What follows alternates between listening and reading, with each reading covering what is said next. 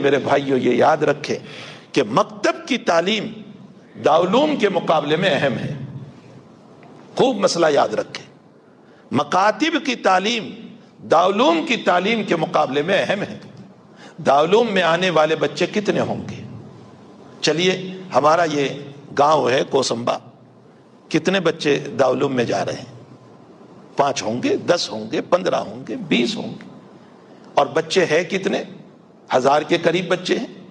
یہ 1000 بچے جو مکاتب میں پڑھ رہے ہیں، یہ مکتب سے پڑھنے کے بعد کوئی اسکول میں جائے گا، کوئی لائر بنے گا، کوئی فارماسسٹ بنے گا، کوئی ڈاکٹر بنے گا، کوئی انجینئر بنے گا، کوئی فورین جائے گا.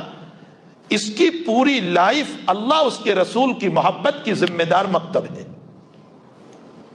مکتب کی تعلیم بنیادی تعلیم ہے اور لوگ مکتب کو اہمیت ہی نہیں دیتے. اسی لیے علماء نے لکھا ہے کہ مکتب کی تعلیم فرض عین ہے. اسی لیے مکتب کے علماء کو اتنی تنخواہ دو، اتنا جی بھر کے اس کو دو کہ وہ ہمارے بچوں کی موت تک کی تعلیم کی فکر کر رہے ہیں.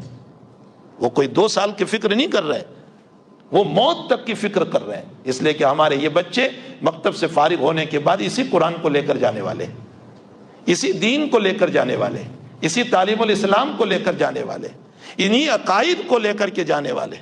تو مکتب کے علماء ہمارے ان بچوں کی موت تک کے دین کی فکر کر رہے ہیں. جنہوں نے ہمارے بچوں کی موت تک کی فکر کی ہو، کیا وہ علماء اس لائق نہیں ہیں کہ ہم ان کی ساری کفالت کر دیں، ان کی ساری ضرورتوں کو پوری کر دیں؟